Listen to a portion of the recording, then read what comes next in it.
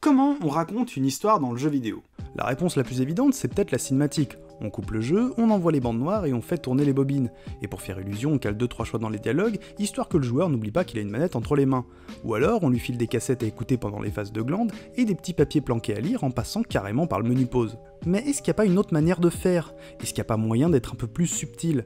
Pour essayer de répondre à ça, on va s'intéresser à Inside, le second jeu de Arnt Jensen et donc du studio Playdead, un jeu qui développe de nombreuses thématiques sans jamais prononcer un seul mot. On va donc voir comment l'équipe danoise a construit sa narration par l'esthétique et l'interaction. Alors, ça a l'air cool, hein, c'est pas le problème, mais déjà, c'est quoi ton émission? Et deuxièmement, est-ce que tu vas spoiler comme un cochon? Alors Loop, c'est une nouvelle émission dans laquelle on va parler de choix de game design et essayer de comprendre comment ceux-ci définissent nos expériences de jeu. Et on pourra aussi bien se pencher sur un jeu en particulier comme aujourd'hui, que sur des sujets plus larges qui mobiliseront différents titres. Pour ce qui est du spoil, malheureusement il me semble difficile d'analyser des éléments de jeu sans jamais les mentionner. Donc oui, vous serez d'une façon ou d'une autre spoilé. Cependant, on essaiera toujours de se reposer sur des exemples qui se trouvent dans la première moitié des jeux pour limiter les accès de rage dans l'espace commentaire. Autre chose ?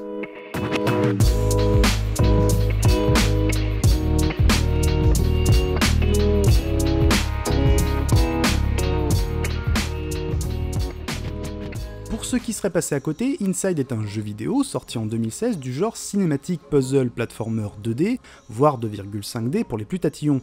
En termes de gameplay, il renvoie donc à ce qu'avait pu faire Eric Chahi avec Another World et Heart of Darkness, ou encore au premier Prince of Persia et à la saga des Oddworld.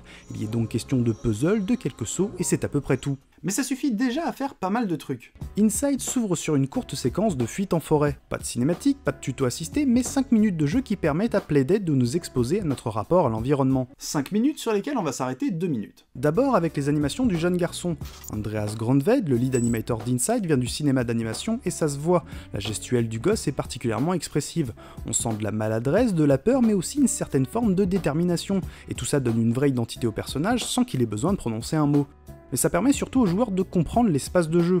En voyant pour la première fois le jeune garçon s'accroupir, on comprend qu'on approche d'une menace potentielle. Même si en vérité on peut passer en mode YOLO sans s'arrêter, on suppose qu'il ne faut pas se faire repérer. Supposition d'ailleurs confirmée quelques secondes plus tard si on s'entête à jouer les Solid Snake Low Cost. Le schéma se répète et on apprend à se fier à la perception du personnage qui nous est traduite par sa gestuelle. Plus tard ce sera des indices par des mouvements de tête à la Wind Waker ou des réactions beaucoup plus précises. Ensuite, avec le sound design, il y a un énorme travail sur les bruitages, la respiration et l'ambiance sonore. Ça permet de donner corps à l'univers et d'immerger le joueur.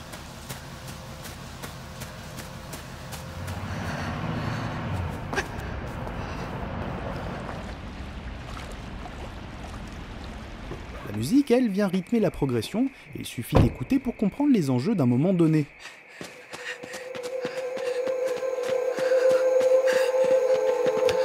D'ailleurs, pour donner cette teinte particulière au son, le compositeur Martin Stig Andersen a révélé avoir travaillé avec un crâne humain, en réenregistrant ses mélodies à travers le vide qui séparait les oreilles du malheureux. Ce qui est quand même plus stylé que de jouer du pipeau dans un poivron. De quoi ?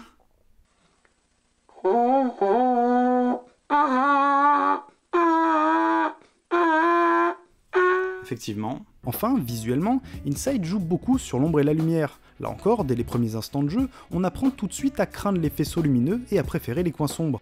Pendant la fuite, toutes les menaces sont associées à une source de lumière, le Gus avec la lampe, un autre au loin, la bagnole qui patrouille, les phares de la Clio, et même les chiens qui nous coursent au climax de la fuite partent d'un point lumineux. En 5 minutes, le jeu a donc posé les bases qui vont lui servir à construire tout son propos. On a compris que le monde nous est relativement hostile, que l'observation du garçon et du décor est primordiale pour progresser, et qu'on n'a pas d'autre choix que d'avancer. Mais ça va évidemment bien plus loin que ça.